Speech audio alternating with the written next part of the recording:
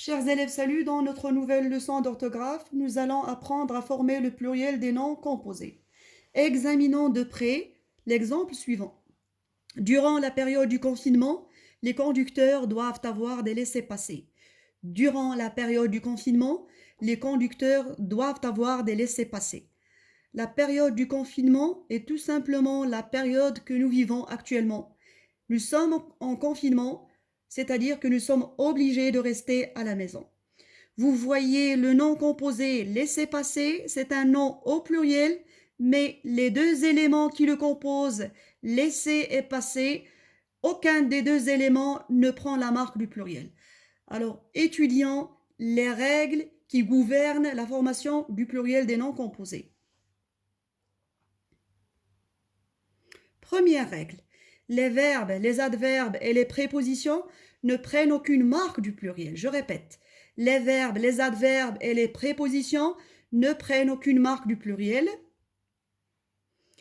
Des passe-partout, des haut-parleurs, des savoir-vivre. Vous voyez que dans ces noms, les verbes passer, savoir-vivre n'ont aucune marque de pluriel. Même pour les adverbes partout et haut, même chose, ils ne sont pas au pluriel. Le seul nom parleur, c'est le seul nom qui porte la marque du pluriel S. Déduction, les adjectifs et les noms prennent généralement les marques du pluriel. Je répète, les noms et les adjectifs prennent, je dis bien généralement, les marques du pluriel parce qu'il y a des exceptions que nous allons aborder ultérieurement. Voyons les exemples suivants. Des coffres-forts, des oiseaux-mouches, des rouges-gorges. Les noms coffres, oiseaux, mouches, gorges ont la marque du pluriel. Et les deux adjectifs, c'est de même pour les deux adjectifs fort et rouge, ils se terminent par S à la fin. Abordons maintenant les exceptions. Première exception, dans les noms composés de deux noms reliés par une préposition, seul le premier nom se met au pluriel. Je répète, dans les noms composés de deux noms reliés par une préposition, seul le premier nom se met au pluriel. Expliquons à travers ces exemples. Des arcs-en-ciel, vous voyez que les deux noms arc et ciel sont reliés par la préposition on, donc seul le premier nom arc prend S. De même pour des chefs-d'œuvre, les deux noms chais et œuvre sont reliés par la préposition de, seul le premier nom chais prend la marque du pluriel qui est S. Des pommes de terre, même chose, pomme, le premier mot seulement prend la marque du pluriel qui est S. Deuxième règle, deuxième exception. Dans un nom composé de deux noms reliés par un tiret, les deux se mettent au pluriel si le second nom joue le rôle d'un qualificatif. Je répète, dans un nom composé de deux noms reliés par un tiret, les deux se mettent au pluriel si le second nom joue le rôle d'un qualificatif. Prenons les deux exemples des choux-fleurs. Dans le nom chou-fleur, on qualifie chou d'avoir la forme d'une fleur. Donc fleur joue le rôle d'un qualificatif. C'est de même pour le nom chat-tigre. Cette espèce de chat est qualifiée de ressembler au tigre. Donc tigre joue le rôle d'un qualificatif. Exception suivante, si le deuxième nom sert de complément de nom, donc il ne prendra pas la marque du pluriel.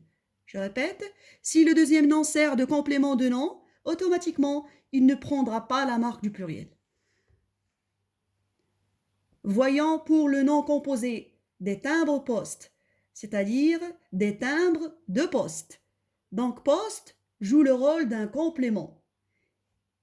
Et quand vous l'avez compris, de, la préposition de est présente de manière implicite, de manière sous-entendue.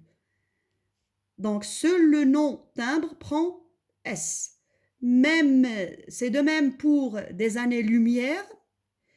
Des années-lumière, une année-lumière est tout simplement la distance parcourue par la lumière qui provient du soleil en une année.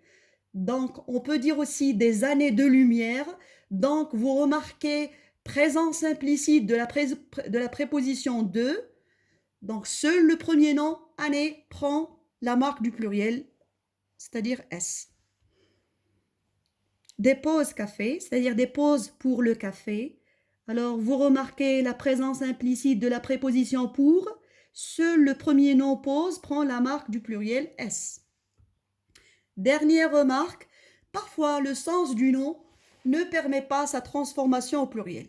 Je répète, parfois le sens du nom ne permet pas sa transformation au pluriel. Alors voyons ces exemples. Des chasse-neige. Chasse est un verbe, automatiquement il est invariable, mais neige ne prendra pas S parce qu'on ne dit pas des neiges.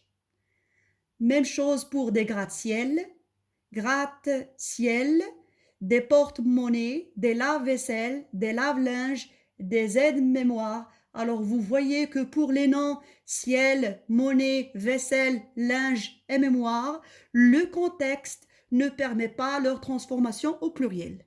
Alors vous voyez que de nombreuses exceptions échappent aux règles qui gouvernent la formation du pluriel des noms composés, ce qui fait de cette leçon une leçon plus ou moins difficile. Mais les notions vont s'éclaircir à travers des exercices d'application que je vais vous proposer ultérieurement. Donc à la prochaine.